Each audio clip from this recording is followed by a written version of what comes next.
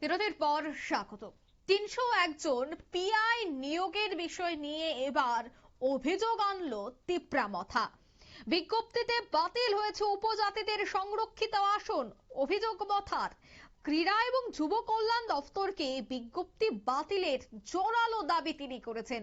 তবে ঠিক তিনি কি বলেছেন বিস্তারিত জানবো। টেলিফোন লাইনে এই মুহূর্তে যুক্ত হয়ে গেছে প্রতিনিধি বিপ্লব চন্দ্র। বিপ্লব দা, বেশ কয়েকদিন যাবৎ তিপ্রামথার সুপ্রিমো প্রতিষ্ঠাতা প্রদ্যোৎ কিশোর দেববর্মা তিনি একাধিক বিষয়ে হঠাৎই সরব হচ্ছেন এবং আবারও দেখা গেল যে পিআই নিয়োগের বিজ্ঞপ্তি নিয়েও এবার অভিযোগ তিনি তুলেছেন, অনিয়ম হচ্ছে। কি জানা যাচ্ছে এই মুহূর্তে? রাজনৈতিক বিশ্লেষকরা এই বিষয়টা নিয়ে কি বলছে? দেখো অঙ্কিতা, তুমি কিন্তু শুরুতেই যেটা সংবাদের শুরুতেই বলে দিয়েছো যে বিভিন্ন বিষয় নিয়ে বিভিন্ন ইস্যু নিয়ে কিন্তু যে তিপ্রামথা যে সুপ্রিমো প্রদ্যোৎ কিশোর দেববর্মা শাসক বিজেপি দলের উপর চাপ তৈরি করছে, কথাটা ঠিক। কিছুদিন আগে থেকেই একটা সমালোচনা বা একটা হুমকি শোনা যাচ্ছিল, হুমকির সুরে বলেছিল যে প্রদ্যোৎ কিশোর দেববর্মা যে সরকার থেকে সরে যাবে। তার কারণ কি, তার আভ্যন্তরীণ কারণ কি, সেটা রাজ্যের 40 লক্ষ মানুষের কাছে কিন্তু চিত্রটা পরিষ্কার। এবং সেই হুমকি পাওয়ার পরই শাসক দল তড়িঘড়ি কিন্তু পিআই নিয়োগ করার ক্ষেত্রে সিদ্ধান্ত নিয়েছে। কারণ পিআই কেন, সেক্ষেত্রে যদি পিআই নিয়োগ করা হয় এবং সেখানে কিন্তু উপজাতি অংশের ছেলেমেয়েরা চাকরি পায় সবচেয়ে বেশি। কারণ যেটা দেখা যায় যে রাজ্যের প্রত্যন্ত অঞ্চলগুলো বা পার্বত্য অঞ্চলের যে সমস্ত এলাকাগুলো রয়েছে সেখানে সবচেয়ে বেশি খেলোয়াড়রাই কিন্তু সবচেয়ে বেশি পিআই তে চাকরি পেতে পারে, যেটা শহর বা শহরতলির মধ্যে ততটা নয়। এবং সেখানে কিন্তু সেই অনুযায়ী গত 7ই ফেব্রুয়ারি 2025 তারিখে একটি বিজ্ঞপ্তি প্রকাশ করা হয় এবং বিজ্ঞপ্তি প্রকাশে দেখা গিয়েছে যে 301 জন জুনিয়র ফিজিক্যাল ইন্সট্রাক্টর নিয়োগ করবে এবং সেই ক্ষেত্রে তপশিলি জাতি এবং তপশিলি উপজাতিদের সংরক্ষণের যে ধারা, যে নিয়ম বা নীতি রয়েছে তা কিন্তু তোয়াক্কা করেনি রাজ্য সরকার। তার কারণেই কিন্তু গত 7 ফেব্রুয়ারি এই যে চাকুরির বিজ্ঞাপন তা প্রকাশিত হবার পর প্রদ্যোৎ কিশোর কিন্তু আবারও কি হুমকির সুরই বলা যায় বা নিজে নড়ে চড়ে বসলেন। কেন বসলেন তিনি সরাসরি জানিয়েছেন এবং সেই কথাটা কিন্তু রাজ্যের ক্রীড়া এবং যুব কল্যাণ দপ্তরের মাননীয় মন্ত্রী টিঙ্কু রায়ের কাছে তিনি লিখিত ভাবে অভিযোগ করেছেন। কোনো ফোনিং নয়, কোনো বার্তা নয়, সরাসরি কিন্তু তিনি চিঠি লিখে জানিয়েছেন। কি জানিয়েছেন? তিনি বলেছেন যে আইন অনুযায়ী 31% তপশিলি উপজাতিদের এবং 17% তপশিলি জাতিদের জন্য সংরক্ষণ করা উচিত। অর্থাৎ যেখানে যতটা আসন বেরোবে সেই ক্ষেত্রে 31% হলো আইন অনুযায়ী তপশিলি জাতি, তপশিলি উপজাতি এবং 17% তপশিলি জাতিদের জন্য। কিন্তু বিজ্ঞপ্তিতে তপশিলি উপজাতি প্রার্থীদের জন্য মাত্র 18টি আসন সংরক্ষণ করা হয়েছে, অর্থাৎ সেখানে 6% আসন। এবং অপরদিকে তপশিলি জাতিদের জন্য 35টি, সেখানে ধরা হয়েছে মাত্র 12%। কিন্তু যেখানে 31% এবং 17%, যেখানে কেন মাত্র 6% এবং 12% রাখা হয়েছে তা কোনোভাবেই কিন্তু মানতে নারাজ প্রদ্যোৎ কিশোর দেববর্মন।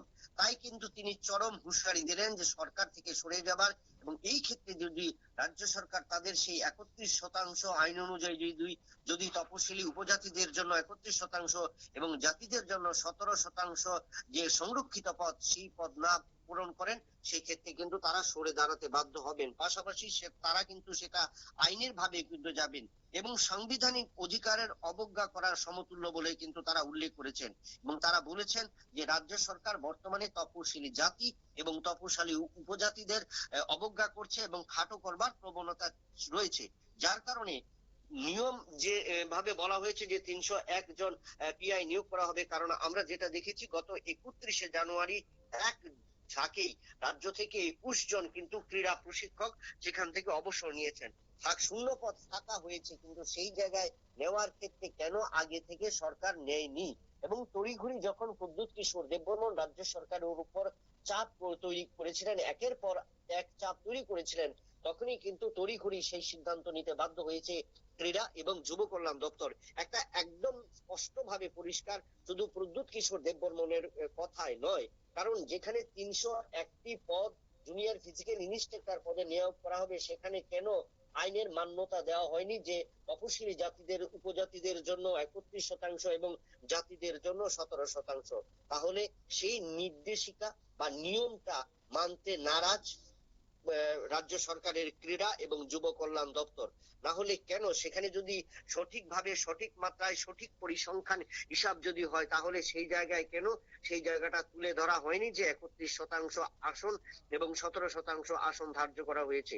কেন তাহলে 35টি আসন তপশিলি জাতিদের জন্য আর 18টি আসন তপশিলি উপজাতিদের জন্য? তাহলে বাকি আসনগুলো কি হবে? সেই জায়গাতে বলা যায় যে চাকরি সংক্রান্ত বিষয়ের ক্ষেত্রে অনেক তালবাহানা চলছে সরকারের মর্জি মাফিক, এবং সেই জায়গায় বাঁকা পথে সরকার চাকরি দেবে বা চাকরি প্রক্রিয়া চালু থাকবে, এরকম কিন্তু শোনা যাচ্ছে। এবং সেই কথা আমাদের নয়, সেই কথা কিন্তু পরিষ্কার কিন্তু ক্রীড়া এবং যুব কল্যাণ দপ্তরের মাননীয় মন্ত্রী টিঙ্কু রায়ের কাছে সেটা অভিযোগ করেছেন। এবং এই বিষয়ে ত্রিপুরামথা সুপ্রিমো বলেছেন যে আদিবাসী ও তপশিলি সম্প্রদায়ের সংবিধানের অধিকারে সরাসরি আঘাত করেছে এইসব জিনিসটি, এবং এই জিনিসটি আগামী দিনে রাজ্য সরকারের উপর চাপ তৈরি করবে। এবং যতদিন না পর্যন্ত তারা এই প্রদ্যুৎ কিশোর দেববর্মনের সরাসরি জবাব, যতদিন না পর্যন্ত এই সংরক্ষিত আসনে 31% এবং 17% আসনের সম্বন্ধে কোনো সুস্পষ্ট ইঙ্গিত না দেবে, সুস্পষ্ট পরিসংখ্যান না দেবে, ততদিন পর্যন্ত তারা কিন্তু তার জন্য অপেক্ষা করবে। এবং সেই ক্ষেত্রে রাজ্য সরকার যদি সেই ক্ষেত্রে পিছিয়ে পড়ে, তাহলে কিন্তু প্রদ্যুৎ কিশোর দেববর্মনের নেতৃত্বে রাজ্যে কিন্তু ত্রিপুরামথা আরো একটা আন্দোলনে নামতে বাধ্য বা নামার একটা পরিকল্পনা তৈরি হয়েছে। অঙ্কিতা। একদমই। তবে সেই ক্ষেত্রে কি ক্রীড়া এবং যুব বিষয়ক কল্যাণ দপ্তরের মন্ত্রী টিঙ্কু রায় তিনি কি এই বিষয়টা নিয়ে এখনো পর্যন্ত মুখ খুলেছেন, বা তার অফিস থেকে কি এখনো পর্যন্ত কোনো ধরনের চিঠি ফেরত গেছে আবারও প্রদ্যুতের কাছে? দেখো, গত দুদিন ছুটি গিয়েছে, একটা হলো সেকেন্ড স্যাটারডে এবং সানডে। আজ তিনি অবশ্যই সেটা নিয়ে আলোচনা করবেন, কারণ আজকের আমরা প্রত্যেকটি, শুধু নিউজ ভ্যানগার্ড নয়, প্রত্যেকটি চ্যানেল, প্রত্যেকটি সংবাদ মাধ্যমের কিন্তু সংবাদ শিরোনামে এই জায়গায়, যেখানে রাজ্য সরকার যদি ফলাও করে বলছে যে বেকারদের কর্মসংস্থানের ব্যবস্থা করছে সঠিক উপায়ে, সঠিকভাবে, সঠিক পদ্ধতি অবলম্বন করে, তাহলে কেন মাত্র 301টি পদের ক্ষেত্রে সেই তপশিলি জাতি এবং তপশিলি উপজাতিদের সংরক্ষণ 31% এবং 17% রাখেনি? সেই জায়গায় কিন্তু এই যে ক্রীড়া দপ্তর এর এই যে খামখেয়ালিপনা, ক্রীড়া দপ্তরের যে এই অবহেলা, ক্রীড়া দপ্তরের যে এই অনৈতিক কাজ, এই কাজে কিন্তু শুধু রাজ্যের মুখ্যমন্ত্রী ডক্টর প্রফেসর মানিক সাহা নয়, রাজ্যের ক্রীড়া মন্ত্রীও কিন্তু কলঙ্কিত হলেন। তাতে কিন্তু স্পষ্ট বোঝা গেল রাজ্যের ক্রীড়া এবং যুব কল্যাণ দপ্তরের মধ্যে ঘুঘুর ভাষা রয়েছে, আর এই ঘুঘুর ভাষার থাকার কারণেই জটিলতা তৈরি হয়েছে। এবং চাকরি প্রাপক যে সমস্ত বেকাররা হয়েছে, বেকারদের কিন্তু তাল সাথে তাল বাহানা করা হচ্ছে বা বেকারদের কিন্তু অবজ্ঞা করা হচ্ছে।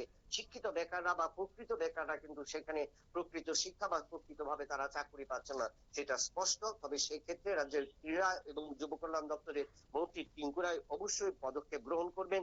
এবং ত্রিপুরামথার সুপ্রিমো প্রদ্যুৎ কিশোর দেববর্মন যে বার্তা দিয়েছেন, প্রদ্যুৎ কিশোর দেববর্মন যে হুমকির সুর দিয়েছেন, অবশ্যই সেটা কিন্তু তিনি মুখ্যমন্ত্রীর গোচরে আনবেন, রাজ্য সরকার বিষয়ে সঠিক সিদ্ধান্ত নেবে, সেটা কিন্তু জানাই যাচ্ছে।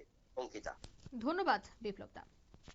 অর্থাৎ ইতিমধ্যেই মথার প্রতিষ্ঠাতা প্রদ্যুৎ কিশোর দেববর্মা তিনি চিঠি দিয়েছেন দপ্তরকে, অর্থাৎ ক্রীড়া এবং যুব কল্যাণ দপ্তরে। তবে এবার আজ যেহেতু সোমবার, আজ আবারও অফিস আদালত দপ্তর আবারও খুলেছে। তবে সেক্ষেত্রে দপ্তরের পক্ষ থেকে বা টিঙ্কু রায়ের পক্ষ থেকে কোনো ধরনের তার উত্তর যায় কিনা তার দিকেও কিন্তু নজর থাকছে। নিয়ে এনেছে এই মুহূর্তে ছোট্ট একটি বিজ্ঞাপন বিরতি।